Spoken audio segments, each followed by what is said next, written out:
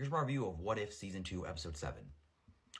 I really enjoyed this episode as well, and this is the perfect example of like the weird and wacky concepts that this show can do that just make it so much fun. With this one being like, what if Hela like got the 10 rings or whatever? Like that's like the kind of weird, bizarre things that I thought is just so cool. For this episode, it's basically saying like it's about back when Hela was banished.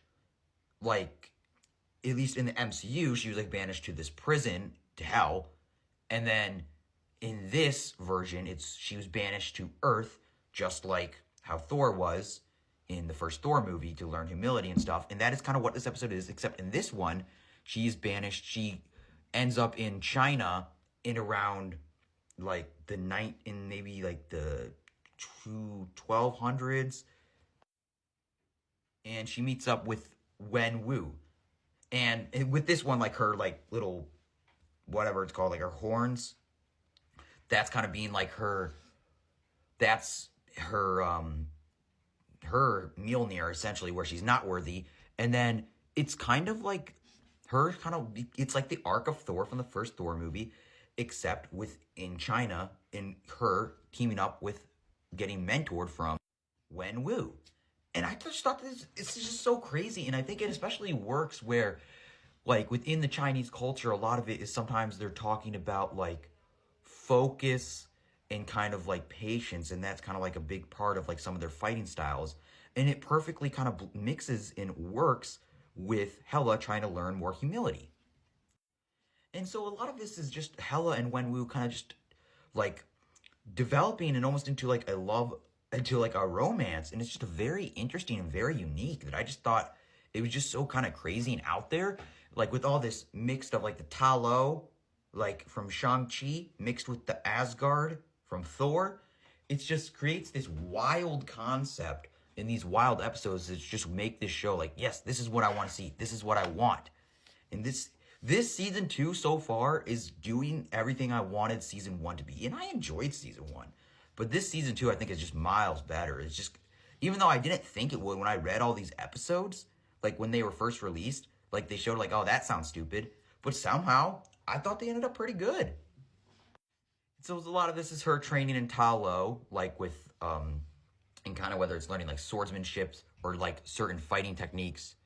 And this is like basically straight out of the Shang-Chi, where it would be Shang-Chi fighting one of the people in Ta Lo, except instead it's Hela. And it's just, I thought it was just really cool.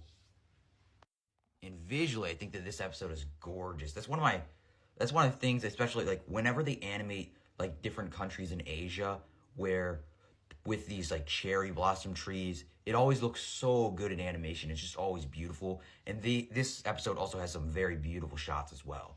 I think that the animation as a whole, I think, is kind of improved in quality from season 1. And also, like I said, Cate Blanchett does return, and I think that she does great voice work as well when she's voicing Hela.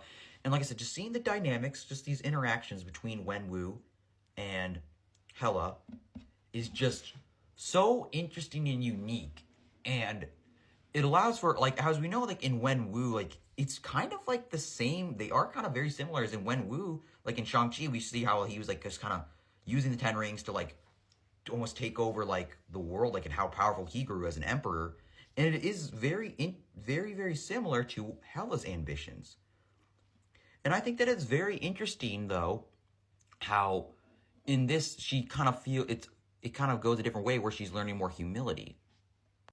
And eventually, you know, Odin comes down to stop her because of what's happening and how powerful she's getting. And Odin is great as well. Like I said, I wish Anthony Hopkins returned to do the voice, but unfortunately he did not. But I still think, I don't know who the voice actor is, he still did a pretty decent job. And it's interesting because they actually end up beating Odin. And I thought it was very, very cool.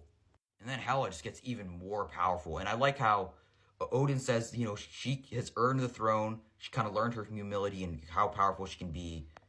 But she says she doesn't want it. And I think that it allows, like, in these 30-minute episodes, it's doing these little it's the stereotypical, you know, in like by the books, like character growth of any character, where they start off maybe as a terrible person and they just kind of learn lessons throughout the way and overcoming challenges and kind of becoming more humble. And it's just very interesting. I thought this was just a fun time. And then the episode kind of ends with Hela and Wenwu like teaming up together to kind of like, she said like, instead of taking over and ruling the 9 realms and more, just to more bring peace to them. And so it's just this little cute little character arc as we're seeing this person who is at first like pure evil just grow. And it's just a lot of fun, along with a romance between 2 characters you would never even think of. So yeah, in conclusion, I thought this was another very solid episode, and I'm thoroughly enjoying this show so far. I might say this is maybe my second favorite episode. I think I preferred the last episode a little bit more, but this is probably my second favorite. I thought that there's just a lot of things to like about this episode and the show as a whole.